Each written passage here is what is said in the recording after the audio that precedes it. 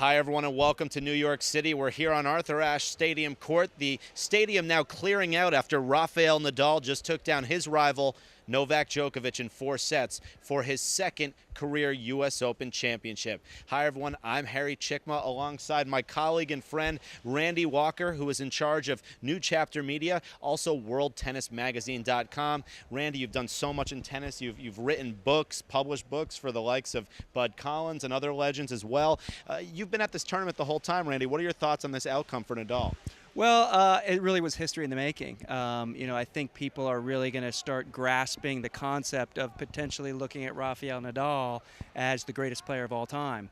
He's won 8 French Opens, now 2 U.S. Opens. He's now won 13 major championships. There's only Pete Sampras with 14 and Roger Federer with 17 ahead of him. So I think people are going to start thinking of Nadal as not just the greatest clay court player of all time, but they'll start looking at him in the context of the greatest player of all time.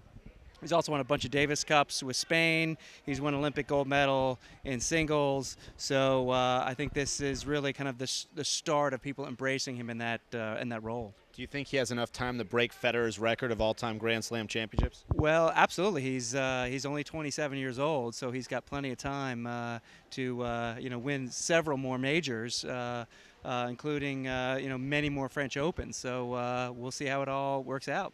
Meanwhile, Novak Djokovic, he struggled in that final. He looked pretty good in the second set, but then had break point opportunities. What was wrong with Novak in this championship? Well, probably just a little bit too much Rafa. Rafa is just the most tenacious player in tennis. I think most people would say if they could choose one player to play for them if their life depended on it, they'd probably pick Rafael Nadal. And I think that 4-all game in the third set when Djokovic had love 40 and would have potentially served for a 2-1 lead, I think that took a lot of gas out of Novak. Rafa held, then broke the next game, and then really rolled there in the fourth set, and that really took a lot out of Novak. And Novak's very tenacious too, but just a little bit too much Rafa. Now, Nadal was coming back from these knee injuries. He was out for almost half a year. How was he able to come back and win the U.S. Open and have such a great hard-court season?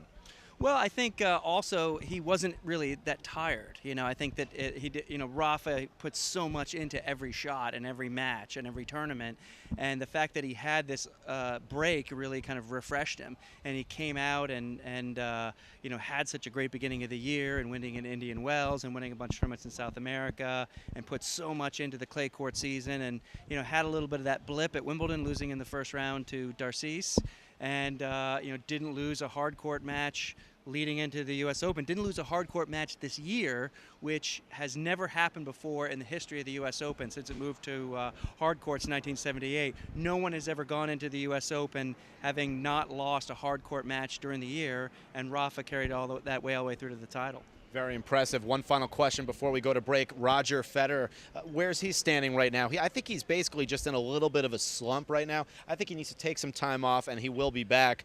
What are your thoughts on Fed? Just from what I've heard, I think he's just struggling a little bit with confidence, and confidence is so big in professional tennis, and Roger's lost a little. And, he is 32 years old. You can never count out Roger Federer or never bet against Roger Federer. Maybe he can sneak in and win another major, but he's got a lot to prove. But his legacy is firmly set, and we'll see what can happen. That's the big question mark coming out of this Open, is what's going to happen with Roger, and we'll see what happens. Well, for more with Randy, check out WorldTennisMagazine.com, also New Chapter Media. He is a man with a lot of tennis knowledge. We'll be right back to talk about the Women's Championship here at Arthur Ashe Stadium Court. I'm Harry Cicma. Talk to you after the break.